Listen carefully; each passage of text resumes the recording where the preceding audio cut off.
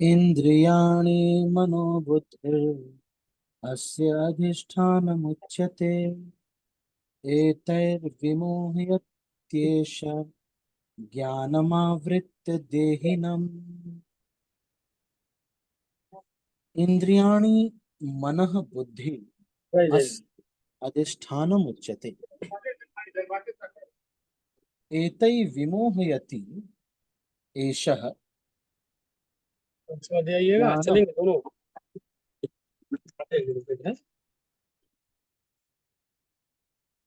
ज्ञानम आवृत्त देहिनी। इंद्रियां, मन तथा बुद्धि इस काम के निवास स्थान है। इनके द्वारा यह काम जीवात्मा के वास्तविक ज्ञान को ढक कर उसे मोहित कर लेता है।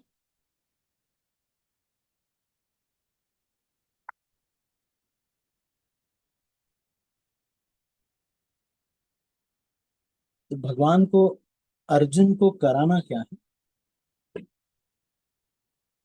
भगवान को अर्जुन को कराना तो है केवल और केवल भगवान की प्रसन्नता के लिए, भगवान के लिए युद्ध करना। लेकिन उसको करने में अलग अलग वासनाएं, अलग अलग इच्छाएं, एक तरह से बाधा आती। मान लीजिए किसी के गुरुदेव से बहुत प्रेम, लेकिन गुरुदेव से प्रेम को जब सेवा करने जाते हैं तो गुरु जी की सेवा करने में ये वासनाएं आने आती। जैसे गुरु जी को फल काट के देना है, तो फल काट के देते समय खुद ही अगर कि अरे ये देखो बहुत दिन से मैंने केले नहीं खाए, तो मैं भी केले खा लेता हूँ, तो गुरु जी की सेवा में वो केले की जो वासना है वो बाधा उत्पन्न कर रही है।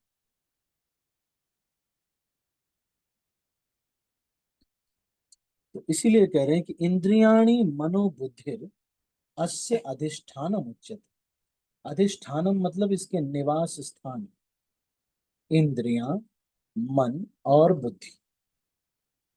इसका मतलब यह है कि काम वासना इन तीनों को ढकने का प्रयास करती। उच्यते एतै विमोहयति काम। इनके द्वारा यह काम जीवात्मा के वास्तविक ज्ञान को ढक कर उसे मोहित कर लेता है। तो अब जब मोहित हो जाता है काम वासना से कोई जीव, तो बुद्धि सही और गलत का फैसला नहीं कर पाती। अच्छा ये सही है या ये सही है, विवेक शक्ति उसकी चली जाती है। फैसला कर भी लेती तो करने की क्षमता नहीं रहती। और जो मन है वो ज्ञान से आवृत्त होने पर ऐसी जगहों की तरफ भी जाएगा जो पहले उसने समझ चुका है वो कि ये तो बहुत बड़ी चीज नहीं। जैसे कि बहुत सारे समोसे खा लिए, सबको इच्छा होती है समोसे खाने की, लेकिन अगर कई सारे समोसे कोई व्यक्ति खा लेता है तो उसको पता है कि इससे पेट गड़बड़ हो जाए। तो यहाँ पर कह रहे हैं कि इंद्रियाणि मनोबुद्धिर अस्य अधिष्ठानम उच्यते। अब इंद्रियां भी क्या करेंगी? अशुद्ध चीजें मांगना शुरू करती।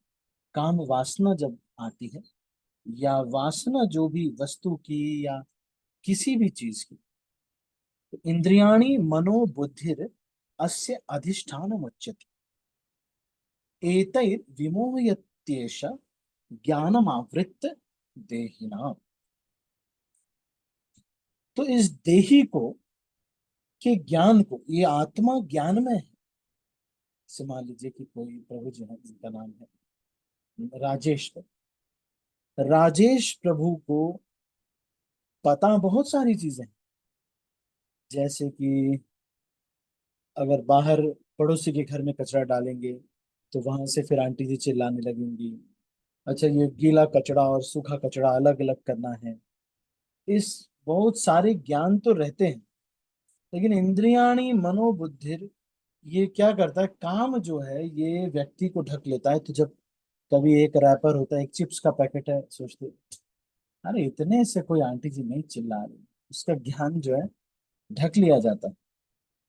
चूंकि शत्रु ने बद्धजीव के शरीर के विभिन्न सामरिक स्थानों पर अपना अधिकार कर लिया है, अतः भगवान कृष्ण उन स्थानों का संकेत कर रहे हैं जिससे शत्रु को जीतने वाला यह जान ले कि शत्रु कहां पर है।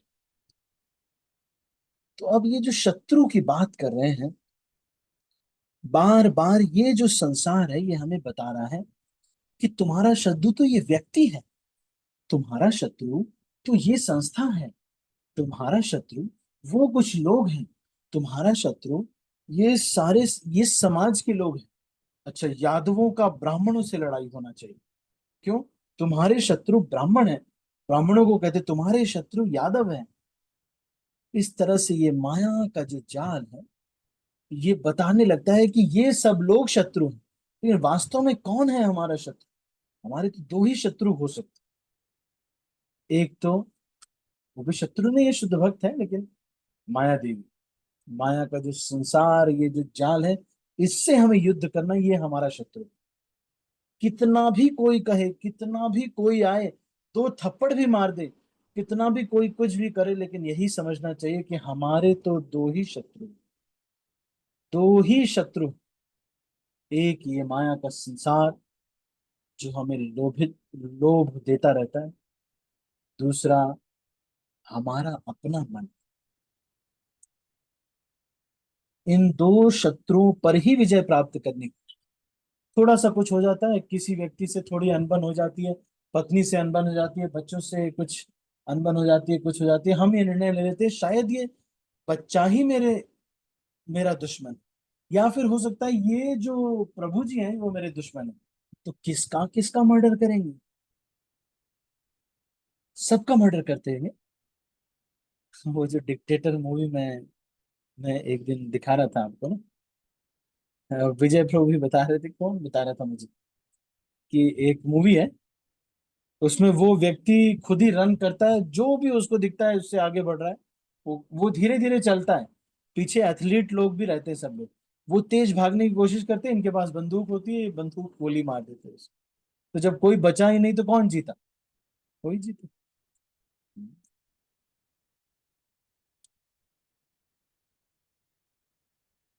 तो कुछ चीजें तो एक वैष्णव के हृदय में बैठ जानी चाहिए। मैं किसी से बड़ा नहीं, मैं किसी से भी बड़ा नहीं।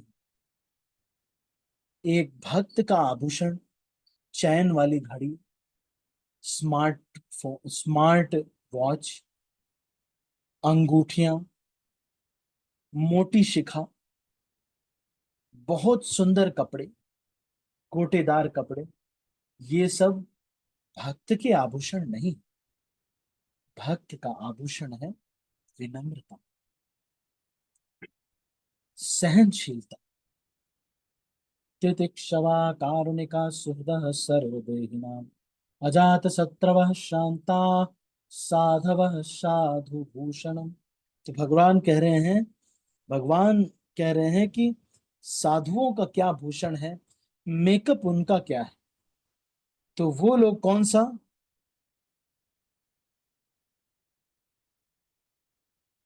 वो लोग पांच चीजें अपने मेकअप बॉक्स में रखते हैं। कौन सा है मेकअप बॉक्स उनका, क्या है?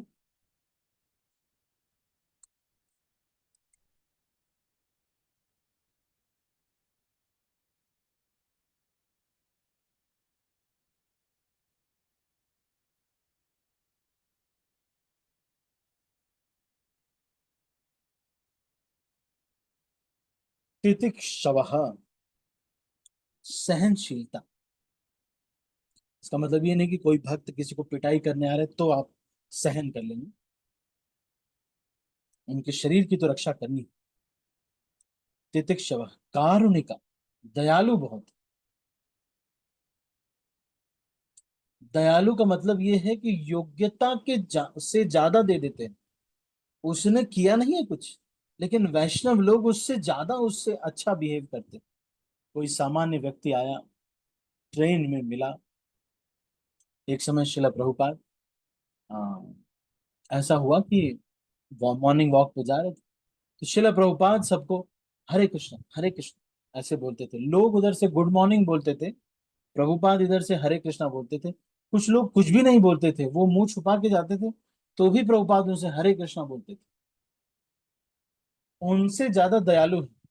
भक्तों ने पूछा, प्रभुपाद अगर लोग आपको हरे कृष्णा नहीं बोल रहे हैं या आपको नहीं विश कर रहे, तो आप क्या जरूरत है उनको विश करने की? तो प्रभुपाद ने बोला, कुछ दिन बाद वो लोग बोलेंगे हरे कृष्ण। और ये बात सच है, मैं भी इसको करता हूँ। यहाँ से जब वॉक के लिए जाता हूँ मॉर्निंग में, तो मैं रास्ते में जो भी मिलता है उनको हरे कृष्णा करना शुरू किया मैंने। अब जितने भी लोग रास्ते में मिलते हैं, तो सब लोग कोई ना कुछ बोलेगा, राधे राधे स्वामी जी, राधे राधे, हरे कृष्णा हरे कृष्णा। ठीक है ठीक है, हरे कृष्ण। उसकी भक्त ऐसा है, योग्यता से अधिक दयालु है। तितिक्षवः, सह लेता है। ये उसका मेकअप है, सहनशीलता का मेकअप। मतलब ये वाला मेकअप भगवान को पसंद है। लिपस्टिक और क्या, काजल, बोरो प्लस वगैरह जो भी लगाते हैं, क्या रंग। तो ये सारी चीज फेयर एंड लवली वगैरह से भक्त का मेकअप नहीं। तो यहाँ पे कह रहे हैं कि ये इंद्रियां, मन और बुद्धि इसके निवास स्थान है। काम वासना इन तीनों को ढक देती, इसीलिए इन तीनों को ही जब तक प्रॉपरली शक्तिशाली और ट्रेंड नहीं बना दिया जाए, तब तक बाहर माया से युद्ध लड़ने के लिए नहीं जाना चाहिए। इंद्रियों को शुद्ध कैसे करती? खूब सेवा करके, खूब सेवा करके इंद्रियों को शुद्ध करते। आंखों को क्या पसंद है? दुनिया की गंदगी पसंद है, उनको कृष्णा कॉन्शियस ड्रामा दिखलाना चाहिए। कृष्णा कॉन्शियस जो इस्कॉन के ड्रामास होते हैं, आप इंटरनेट पे सर्च कर सकते हो, वो देखे जा सकते। इंद्रियां, मन को ट्रेन करने के लिए क्या करना चाहिए? मन को बार बार ट्रेन करने के लिए उसको अनुशासन देना चाहिए। अनुशासन, मन को अनुशासन बहुत कंट्रोल में रखता है। मतलब डांट पड़नी चाहिए, या फिर कोई अनुशासन, उसको स्ट्रिक्ट शेड्यूल होना चाहिए। फिर इस बुद्धि का क्या करें? बुद्धि के लिए हमको अध्ययन करना चाहिए। मन को नियंत्रण करने के लिए अनुशासन और सत्संग देना चाहिए। इंद्रियों को नियंत्रण करने के लिए उनको भगवान की सेवा में लगाना चाहिए। और बुद्धि को नियंत्रण करने के लिए अध्ययन, श्रवण इत्यादि से उसकी ट्रेनिंग करवानी चाहिए। तो जब ये पुष्ट हो जाएंगे, ताकतवर होंगे, तब ये काम उसको ढकने में इतना आसक्त नहीं। तो यहाँ पे कह रहे हैं कि स्पिरिचुअली एक व्यक्ति कैसे मेकअप करता है। तितिक्षवः, सहनशीलता उसके अंदर। कारुणिका, वो दयालु। जो व्यक्ति सामने वाला क्या कर रहा है उससे ज्यादा उसको देते। वैष्णव सन्यासी का मतलब यही है कि दुनिया से बहुत ही कम लेते हैं और दुनिया को बहुत ज्यादा देते हैं। सुहृद सर्वदेही, और सबका सुहृद है।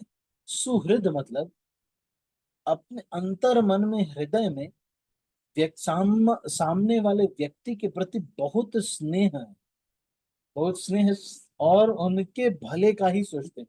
कितना भी कुछ भी, सर्वदेही नाम, छोटे मोटे जितने जीव हैं से लेकर के सबके, ये क्या है? सुहृद है। अजात शत्रु, किसी को शत्रु नहीं मानते। वो मानते होंगे भले, लेकिन ये किसी को शत्रु नहीं मानते। फिर ये किसको शत्रु मानते हैं? ये तो हमारा मन ही। अच्छा, मैं ही अपने को इन सब से बड़ा समझ रहा हूँ। ये हमारा जो मन है, यही हमारा शत्रु। ये जो माया का साम्राज्य है, ये हमारा शत्रु है। फिर शांता, शांता मतलब बहुत पीसफुल। कृष्ण के बारे में जब बोलना होता है, भगवत गीता से बोलना होता है, भागवत से बोलना होता है, एकदम उत्साहित हो जाते हैं। लेकिन अदरवाइज, हरे कृष्ण। कृष्ण किसी का दोष बताने के लिए सोचते हैं। अजात शत्रवः शांता साधवः साधु भूषण। एक और है, और साधव सिक्स चीज। ठीक, दूसरा, शास्त्रों के आदेशों का पालन करना। शास्त्र और गुरुदेव के आदेशों का पालन करना, ये छह चीजें एक व्यक्ति को क्या बनाती है? सुंदर बनाती है, आध्यात्मिक रूप से सुंदर बनाती है। When we follow the scriptures, when we follow the acharya, following scriptures makes us beautiful. Peacefulness makes us beautiful towards Krishna, for Krishna. Ajat Shatravah makes us beautiful. The symptom of a sadhu are that he is tolerant, merciful, friendly to all living entities. He has no enemies. He is peaceful. He abides by the scriptures, and all his characteristics are sublime. ठीक है। तो यहां पर ये कह रहे हैं कि ये कार्यकलाप के केंद्र बिंदु है। तो हम इंद्रिय विषयों के संबंध में सुनते हैं तो मन इंद्रिय तृप्ति के समस्त भावों का आधार बन जाता है। इस तरह मन तथा इंद्रियां काम की शरण स्थली बन जाते हैं। इसके बाद बुद्धि ऐसी काम पूर्ण रुचियों की राजधानी बन जाती है। बुद्धि आत्मा की निकट पड़ोसन है। काम में बुद्धि से आत्मा प्रभावित होता है, जिससे उसमें अहंकार उत्पन्न होता है, और वह पदार्थ से तथा इस प्रकार मन तथा इंद्रियों से अपना तादात्म्य कर लेता है। आत्मा को भौतिक इंद्रियों का भोग करने की लत पड़ जाती है, जिसे वह वास्तविक सुख मान बैठता है। श्रीमद् भागवत में 10, 14, 13 में आत्मा के इस मिथ्या स्वरूप की अति उत्तम विवेचना की। यस्यात्म बुद्धि कृपेत धाके स्वकलत्रादिषु भौमे यदि यत्यर्थ बुद्धि सलिले ही करहि चित जनेषु अभिज्ञेषु स एव गोखरः।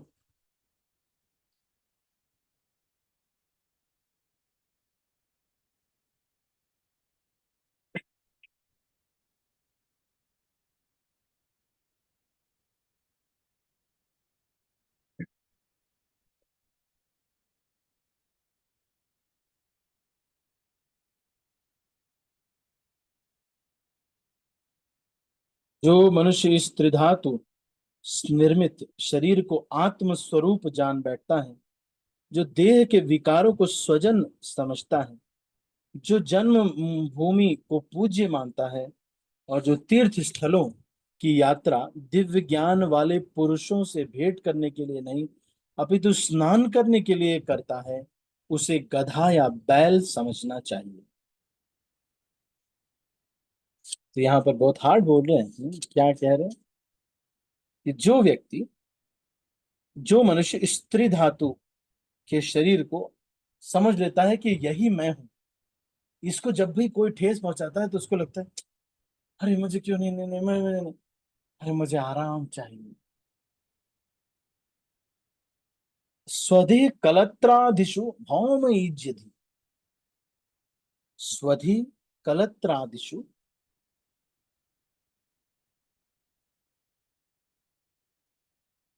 इन सबको पूजनीय, अपनी जन्मभूमि को पूजनीय मानता है। तो ये क्यों मानता है? क्योंकि मैं वहां पर जन्म लिया। यह तीर्थ बुद्धि सलिले ही करहिचित जनेषु अभिज्ञेषु स एव गोखरः। इस तरह का व्यक्ति क्या है? गाय या गधा समझा जाता है। यहाँ पर ये साधु की परिभाषा भी बता रहे हैं, और ये कह रहे हैं कि अ, ये काम को विजय प्राप्त करने के लिए इन तीनों चीजों की ट्रेनिंग बड़ी जरूरी है। ठीक है। तो इसको यहीं पर हम समाप्त करते हैं। 7:25। देखते हैं। ये श्लोक आपके लिए होमवर्क है, आप इसको याद कीजिएगा। यस्यात्म बुद्धि कुनपे त्रिधातुके स्वदेहि कलत्रादिषु भौम युज्यति यतीर्थ बुद्धि सलिले ही करहिचित जनेषु अभिज्ञेषु स एव गोखर।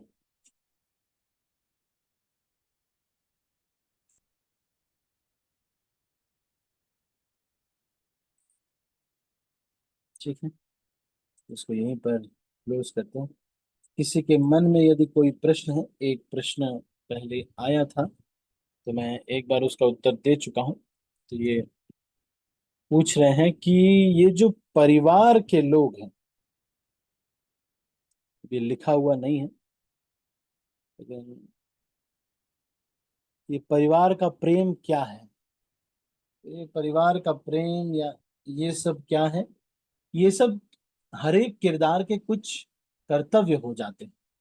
तो बस कर्तव्य है। वास्तव में हम कोई रिश्तेदार नहीं, हम तो जीव हैं, हम भगवान के अंश हैं। वहां पे थे, अब दो लोग ऐसे थे जिनको बम से फट के मरना था, तो दोनों दोनों आर्मी ज्वाइन कर ली, तो बम से फट के मर गए। कर्मफल के अनुसार ये जो है रिश्ते नाते इत्यादि, हमारा स्थानीय स्थिति, वो सब इसके नाते होता है। तो इसीलिए दूसरी चीज ये भी है कि इसका मतलब ये नहीं है कि कर्म फल से होता है तो जो पहले के पैसे, बाकी वाला जो कॉन्सेप्ट एक मैंने बताया था, तो कर्म फल से होता है तो छोड़ो भाई, है ना। तो ये समझना है कि कर्तव्य तो करना ही है फिर। तो ये एक प्रश्न था जो आया था। और किसी का कोई प्रश्न है तो आप पूछ सकते हैं। अदर क्वेश्चंस और कमेंट्स? हरे कृष्णा प्रभु, दंडवत प्रणाम। हम्म। प्रभु, ये जो आपने बताया ना कि प्रभुपाद विश करते थे, फिर लोग भी हरे कृष्णा बोलने लगे और आपके साथ भी ऐसे हुआ। तो मैंने यहाँ, जैसे यहाँ तो डिवोटी नहीं है जहाँ मैं रहती हूँ, तो मैंने ये अभी यहाँ पे ना बहुत ऐसे, मतलब कस्टम में ये इनके कि जब भी कोई देखे ना एक दूसरे को, तो वो हरे मतलब ओहायो गोजाइमास ऐसे विश करते हैं, गुड मॉर्निंग। तो ट्रैफिक पुलिस को डेली में वो लोग ओहायो गोजाइमास में हरे कृष्णा बोलती थी। तो अभी 2 दिन पहले वो मेरे पास आए, उन्होंने गुड मॉर्निंग विश किया कि इंग्लिश में इसको विश करेंगे, मैंने फिर हरे कृष्णा ही बोला। तो कल वो मेरे पास आके उन्होंने कहा हरे कृष्णा, ऐसे करके उन्होंने मुझे विश किया। तो मुझे इतना सही लगा। और अभी वो मुझे दूर से ही आती हूँ जब हरे कृष्णा बोलते हैं, और ऐसे ही मेरे ऑफिस में है, वहां पे भी कि जब भी कोई आएगा जाएगा तो चेक करेगा, अगर ऑफिस में कोई भी है तो आपको उसको पहले मॉर्निंग विश करना है और जाते हुए बाय बोलना है। तो अभी कई बार ऐसा भी होता है कि मैं अपने काम में इतना बिजी हूँ, लोग मुझे बोल के जाएंगे हरे कृष्णा। तो वो अच्छी प्रैक्टिस है ये प्रभुपाद ने जो हमको सिखाई है।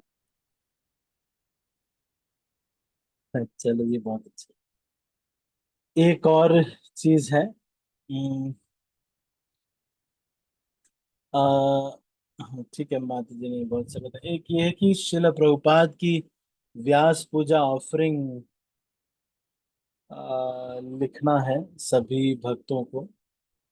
तो ये व्यास पूजा ऑफरिंग मतलब शिला प्रभुपाद से हमने जो उनको थैंक यू बोलना है, क्या क्या जो चीजें हमने ली उनसे इसको। तो आज आप सभी के लिए है, आप सब लोग मुझे या फिर श्री व्यास पूजा .com एक वेबसाइट है, शिल प्रभुपाद के लिए व्यास पूजा जो है ये, इस पे आप जो है भेज सकते हैं अपनी व्यास पूजा। तो प्रभुपाद के प्रति एक कृतज्ञता व्यक्त करने के लिए कि थैंक यू शिला प्रभु, तो उनकी व्यास पूजा की एक बुक शिला प्रभुपाद की छापी जाएगी, उसमें ये आएगा। तो ये लेकिन इसकी लास्ट डेट आ गई है कल 29 जून। तो मैं बहुत दिन से ये मैसेज आया था नंद गोपाल प्रभु का कि अपने कांग्रेगेशन में बोलने के लिए, सबको बोलने के लिए, तो मैं बोल नहीं पाया था। तो प्रभु जी जो इसकी बुक बनाते हैं, और ये शिला प्रभुपाद को उनके बर्थडे के दिन ऑफर होती है। तो आप सभी लोगों से विनम्र प्रार्थना है, ये आपको मैं अभी फॉरवर्ड कर दे रहा हूँ उनका जो मैसेज है। तो सभी जो है इसको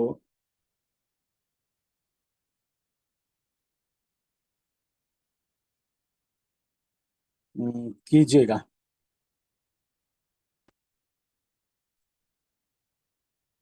अ,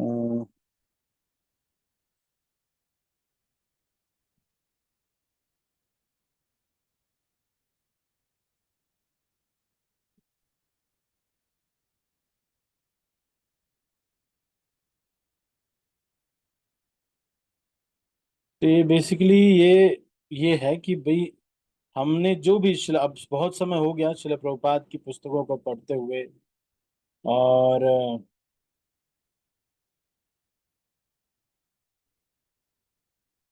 सारा कुछ जो कुछ भी हम सुन रहे हैं वो शिला प्रभुपाद की ही शिक्षाएं हैं, है ना।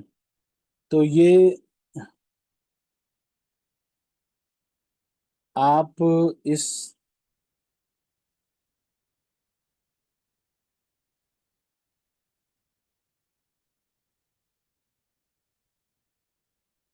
व्हाट्सएप द्वारा भी भेज सकते हैं, नहीं तो आप,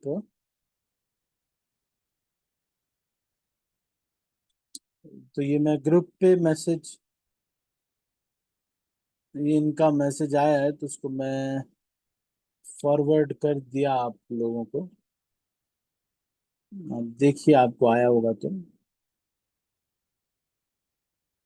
ग्रुप्स में मैंने डाला है। तो सभी जो है शिला प्रभुपाद के प्रति अपनी ऑफरिंग को लिखेंगे कि हमारे,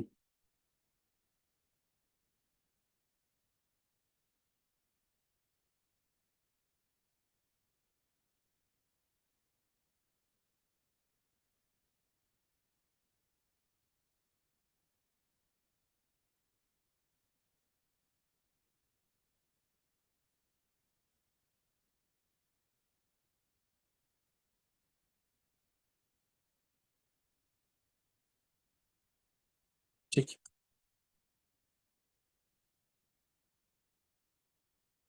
तो ये कैसे आपको लिखना है, व्यास पूजा ऑफरिंग के लिए आप इंटरनेट पे बहुत सारे वीडियोज हैं शिला प्रभुपाद के प्रति अपनी ऑफरिंग को। तो आप ये भी कर सकते हैं, अगर आपके पास समय थोड़ा निकाल लें 10 मिनट, तो आप 10 15 मिनट 20 मिनट 1 घंटे जो भी, तो आप रिकॉर्ड कर सकते हैं। अगर रिकॉर्ड करने का सबसे बेस्ट तो टेक्स्ट जो है भेजना सबसे बेस्ट है। टेक्स्ट भेजना सबसे ज्यादा बेस्ट। ठीक है। तो ये मैंने मैसेज कर दिया है, सारे ग्रुप्स में ये चला गया है, तो सभी इसका पालन करेंगे। इंग्लिश हिंदी दोनों लैंग्वेज में इसको मैंने भेज दिया है।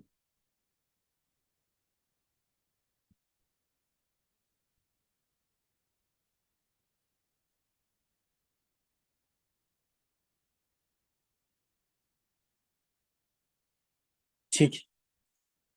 किसी और को कुछ कहना है, एनी अदर क्वेश्चंस और कमेंट्स या कुछ कोई कहना चाहते हैं?